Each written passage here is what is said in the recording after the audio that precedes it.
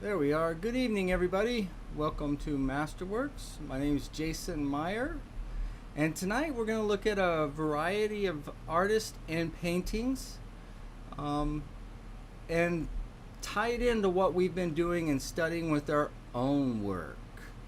So I hope you guys will settle in, and we're going to look at some beautiful work, kind of stick our nose in it a little bit tonight. Miss Claudia's here. Hello, Claudia. Good evening. Good evening, good evening. So it's good to see everybody. And I say we jump right into it. Let's see, we're going to do a little screen share tonight. There we go.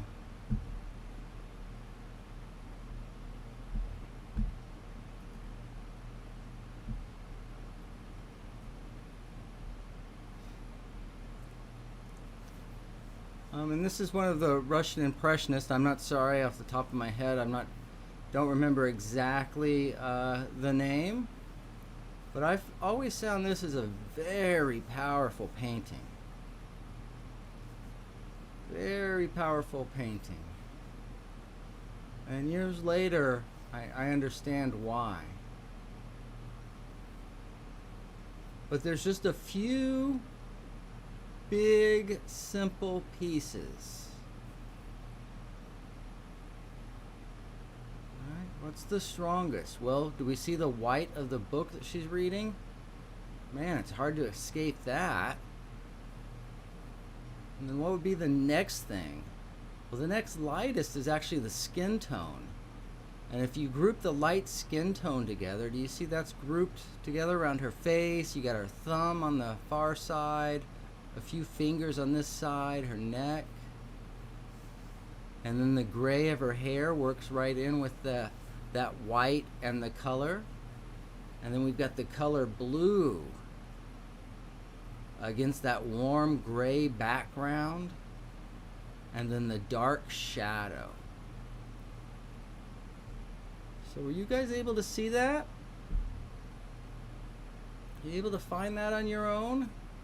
See the white and the gray along with the yellow, reds, orange, the skin tones. Boom. So right there is where we are. And then we're balanced by this large blue shape. And there's a little variety in there, but it's basically one big solid shape. And then we have a warm background with a little variety in it. Think about darker, more neutral, warmer tones that are in the face. And then the division of the shadow. Why am I saying this? I mean, it seems super simple. But answer me this. Does this have a sense of light to it? Yeah, it has a tremendous sense of light. Does it have a sense of life to it?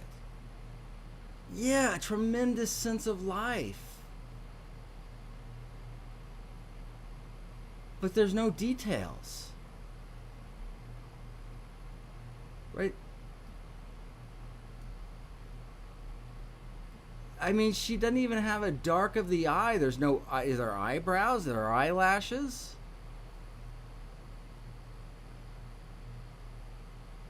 There's nothing even written on the paper.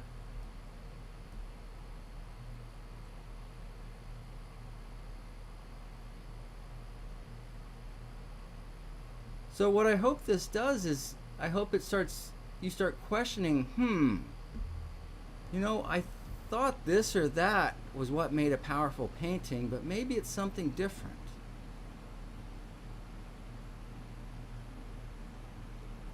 So this is a paint of Eli Rippin. This is not one of my photos. Got this off the internet, but I loved it because of the people in the foreground. The people in the foreground really helped set this up. And again, it's a little bit of a focus, But even with those people slightly defocused, how much more powerful is that painting? And why is it? Well, do you see how the background holds together as a piece?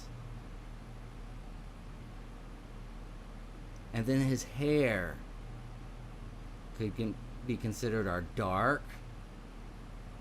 Look how that surrounds the face. Right? Then it really helps set across that warm tone versus the cool tone of the background. And then in that face, where do we go? Well, we go to the eyes. And what are the eyes? Well, do you see that color repeated anywhere? Yeah, it's these big, simple blocks, right? If you want to call that a blue-green, a green. The eyes, the color of the eyes.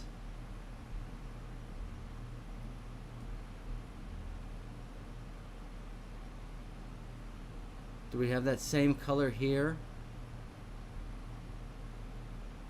And is that not repeated right here in this pattern?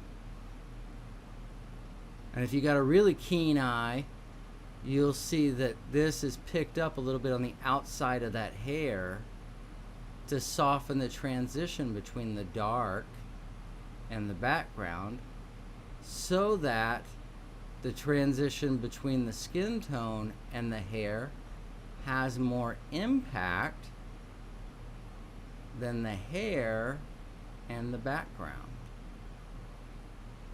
Can you pick that up? And then that red, again, is part of this color family.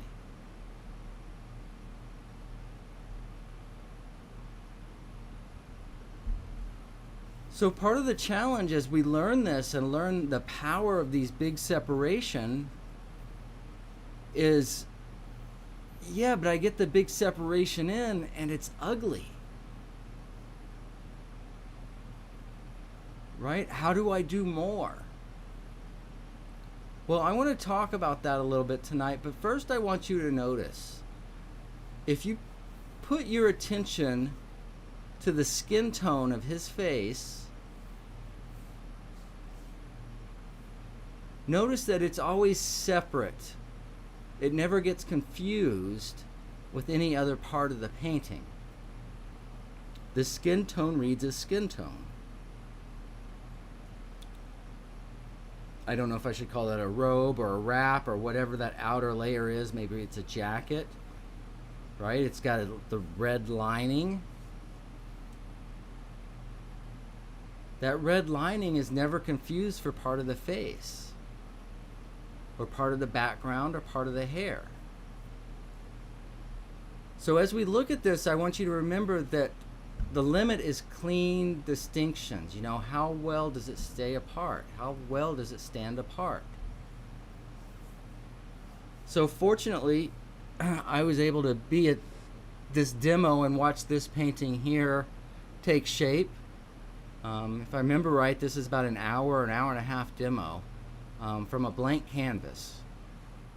From a blank canvas. So why is this so powerful? Right? How can somebody in an hour do something that's so powerful?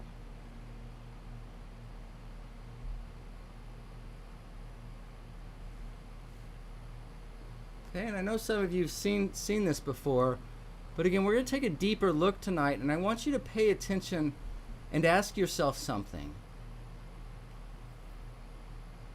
Why does it seem so full of light? How is it possible that he just seems so lit up? Is it the detail? I don't think so. Some of us lately have discovered the power of a hard edge. Do you guys see the strength of this hard edge right here?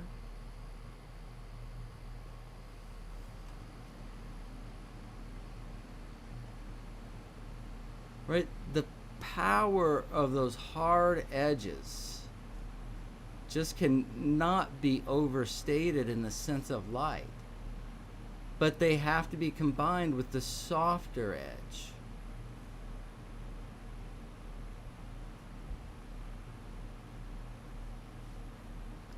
Because there's not a lot of detail there. But again, let's shake this up a little bit. Let's shake this up just a little bit. Let's try to what happened there? I went a little fast. Let's try one more time. There we go.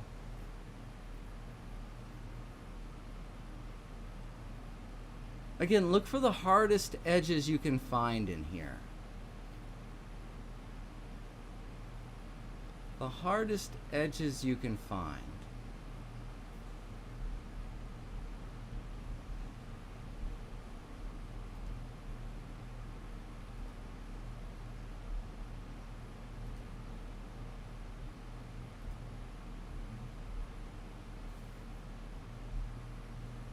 Well, it's off the big form of the nose, isn't it? But let me ask you something. The bottom of the eye is a pretty hard edge too. Right? There's some big value changes in here and there's some hard edges, but there's also some soft edges. And then compare that with the edges of the brightest highlight here, the biggest highlight. And see how it's softer? So there's a measure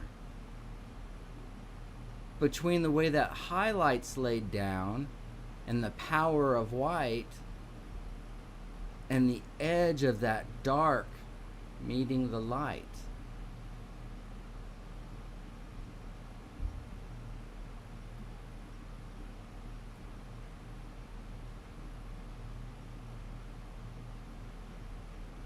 Okay, because this is the edge. Okay, so how does that edge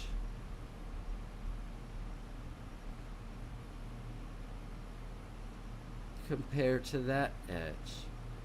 It makes a difference. It makes a difference. Okay, and then while we're here,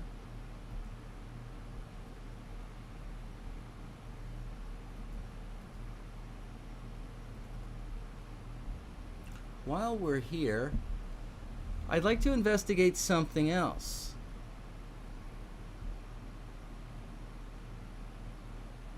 The variety in the skin tone, in light.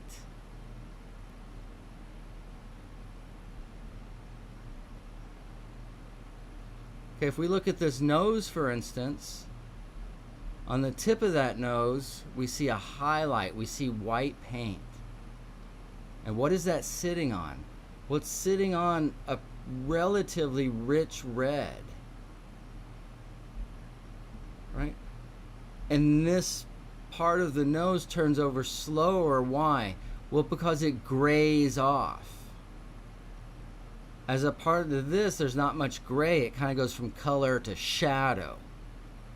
So that makes this a sharper turn and that a softer turn.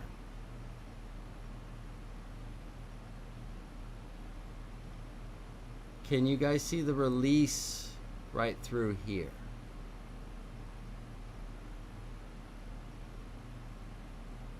And I don't ever want to like drive this too much, but there's so much to see right here, and it's so clear once you know the code. But if you don't know the code, it's kind of overwhelming chaos, it appears.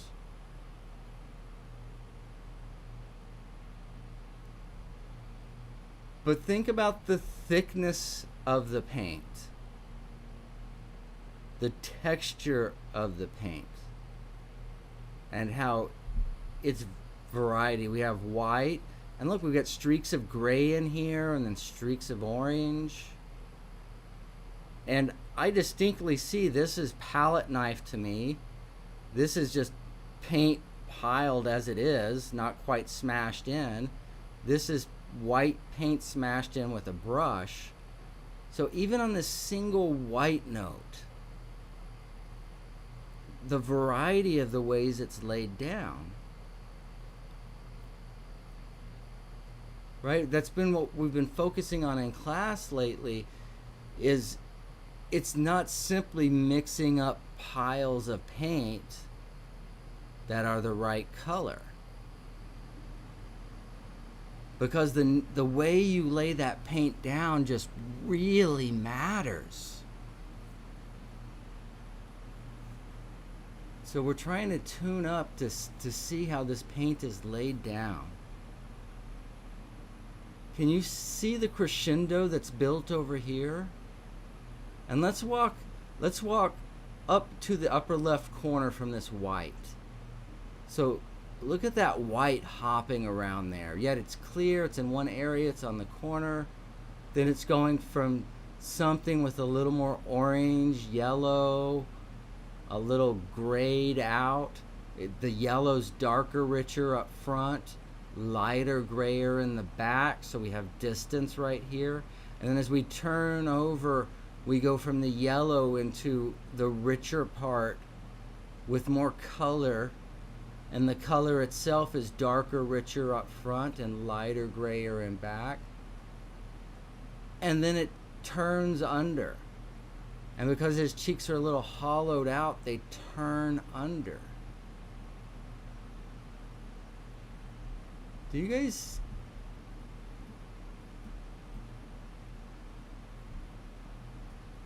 Right? That can look like complete chaos, but that's a very specific pattern.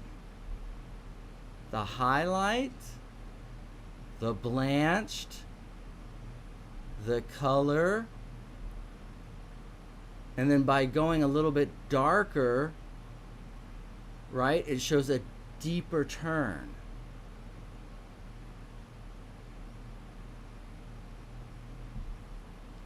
Did you guys realize that there was a soft edge on this end?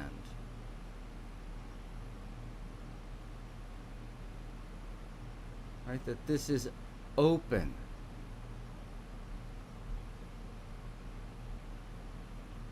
Right? And this form has the end, but we're not in shadow, we're in air. So with paint quality, we can help get a hard edge. But that hard edge, again, it doesn't start hard and it doesn't end hard, but there's just a little hardness at a certain point, but it's orchestrated not to be nearly as hard as this, or as this over here.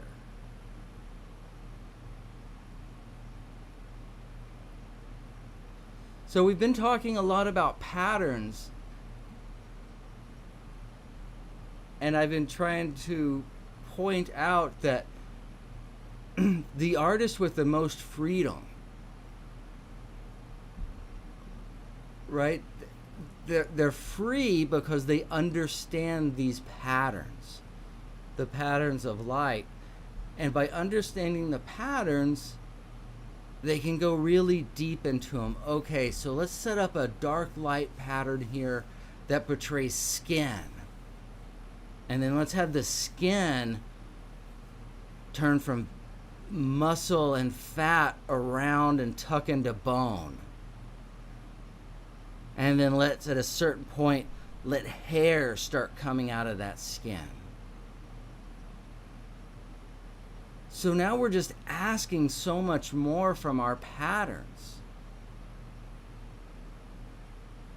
But by recognizing paint as paint and working it as paint, rather than trying to shove paint into a quote-unquote thing, the paintings will look more poetic. There's more poetry. There's more truth. Right? How is it that there's so much truth in this industrial accident? Let's go back a little bit. Again, to remind everybody who didn't hear, this is an hour and a half demo. Right? This was a blank canvas. Right? And look how dynamic and lit up this is. And the way the paint is put down is a huge part of that.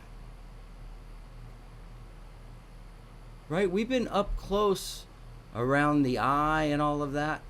But again, one of the reasons that's so effective is because of this background.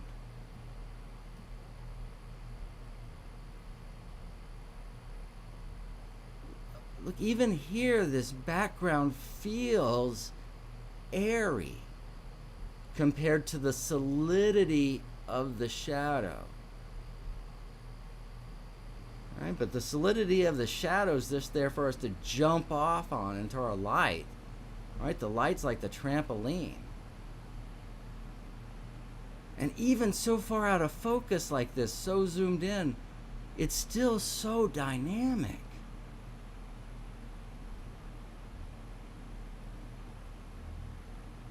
So again, I'm asking you guys to go a little bit deeper. A little bit deeper. Because again, with some understanding, man, what a difference that makes.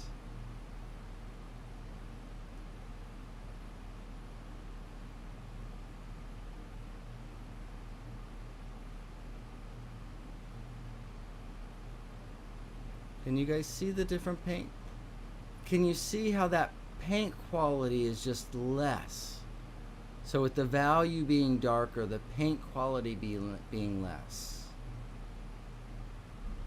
Right? Look how we got the hard edge where the form starts. Literally by building up almost like a wall of paint on the side of the brush.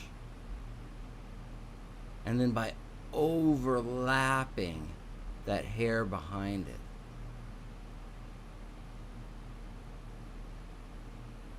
So critical, so critical. Okay, getting a little lost, getting a little deep. But since we're here, I'm going to say one last thing here. Notice the nature of these darks. Notice particularly how they meet the light.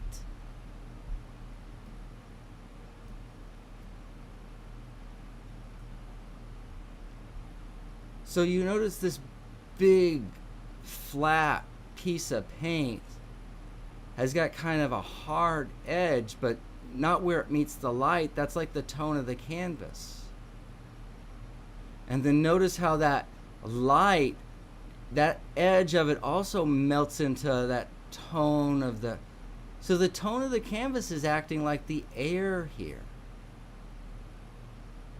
Softening the edge between the light and the shadow, and then when a new thing starts, there's another hard edge with the light laid on top of the dark.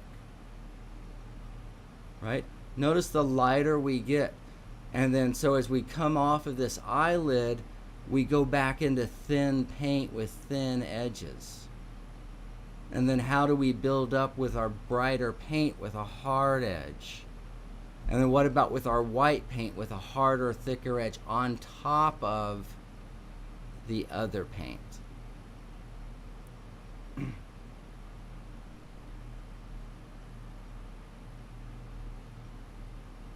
So I'm not trying to scare anybody off, but I'm trying to really, because it's not always fun when we starting to learn these patterns.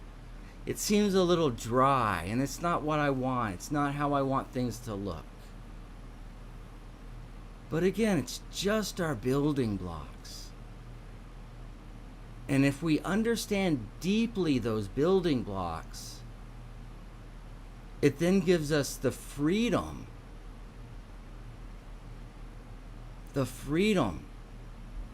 make paint, sing, and dance. Right?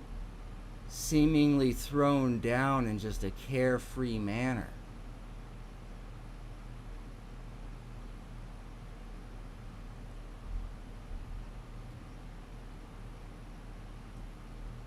Woo. All right. So we're going to keep going here. And we're going to end on Soroya tonight. And we're not going to get in, but I wanted to get in since I had the occasion of being in when that painting was done, to put your nose in it. What do you see here? What's so powerful here? Again, let's look at the clean division. And sometimes to the novice's eye, this can look really crazy and just all rules are off. But I assure you that's not the case. We've got a blue cloth on top of, so it wraps over. The paint is literally laid on top of the shoulder, which is laid on top of the background. So let's just think about that one idea for a second. Just for a second, that one idea.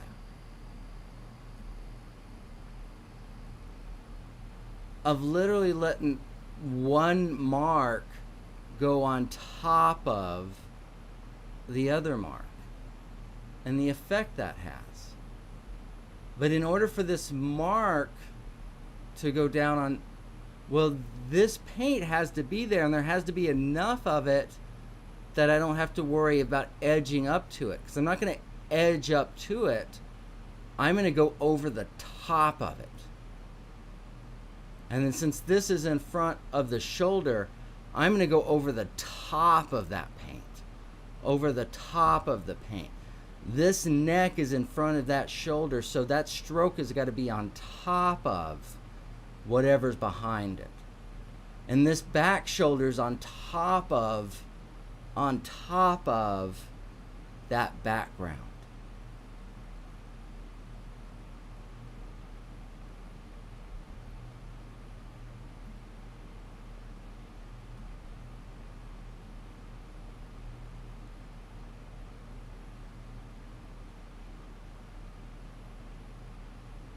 Yeah, just, it seems like it's magic. It does, but you guys can do this. You can do it. I promise you. But you've got to kind of poke at the magic a little bit. Hey, bud. So how did you do that? How did you do that without it overpowering?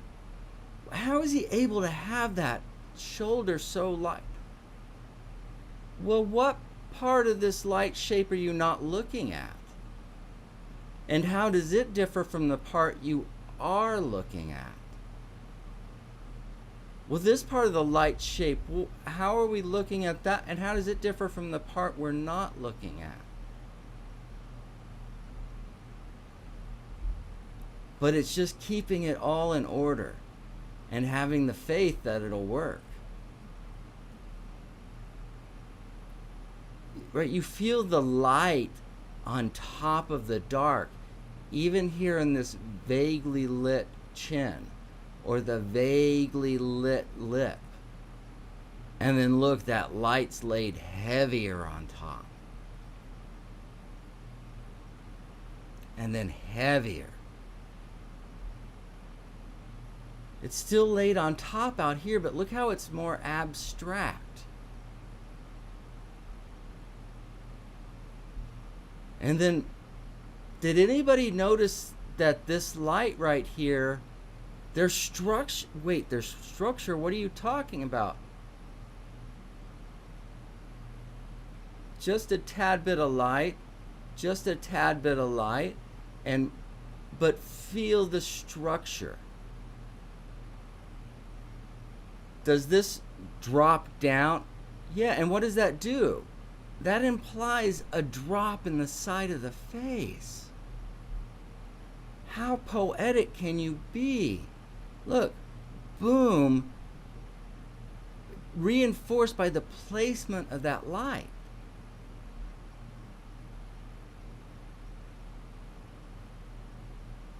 We talked about hard edges. Where do we see hard edges? Right, we got where we want light. And we got hard edges here in the eye. Is that why these dark tones in his face, of this weathered fisherman's face, burnt from the sun, still feels like it's lit up? Does it need that hard? Yeah. And then as we go to our lighter paint, look how it's got more of a glow or less hard, definite end. Right in the center.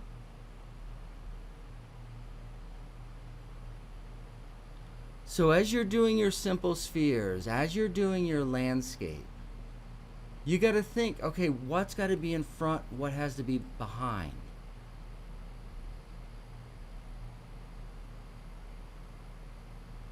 And it can mix your mind up a little bit. It can mix your mind up a little bit. But once you get that logic figured out, man, you can set a cloth on top of a shoulder, in front of the neck, that's in front of the back shoulder. That's in front. So look, right here in this little, we cleanly have 1, 2, 3, 4, 5 layers. 5 layers of depth.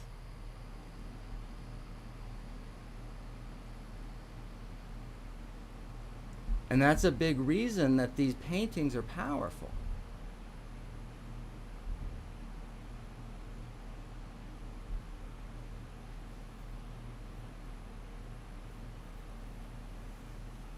But you can't be worrying about, okay, where's the shadow belong and where's the light, and then the highlight goes here, and then so if I want to go lighter, that's lighter, grayer, and if I need to go dark and face forward, that's darker, richer. And then before I turn to the shadow, if I need a soft edge, I've got to do what? Go through air. That can't even be a thought in your head. That just has to be a reflex in your fingers. Those patterns, those things. So that you can have the freedom to lay paint down with such mastery and joy. Look at that. Oof. Oof. Somebody went over time. 3 minutes. So not too bad. 3 minutes. So I hope that wasn't too kind of heavy for you guys, but I think really in order to see this, sometimes we have to take some deep breaths and some really slow down and investigate. And it's laid down with such power and confidence and pizzazz that we want to dance to the music rather than figure out, wait, how did they make that music? And as painters, we love the dance, but we've also got to stop and go, hey, how did he make that music? How did he make that music? So thank you guys for being here, Magic with the Value. Yeah, just to get those basic things right and then make it dance. Make it dance. So we're all getting so close to that in class. I really appreciate it. You guys, all right. I love you guys. I hope you're getting so much out of this. Thank you guys. So have a beautiful night. What is this? This is Monday night. So tomorrow morning we'll have morning jumpstart, some student feedback. If any students have some work, get that in and I'll work on it. If there's no work, I'm going to be working on my work. So it'll be a demo. Either way, it'll be fun and informative. Join us tomorrow, and then join us tomorrow night for Sketch Club. on Facebook, tomorrow morning right here on YouTube. There we go. Yeah. What the lady who knows says. Back here at AM for Morning Jumpstart. For more information on the basic forms, check out the website. And we've just opened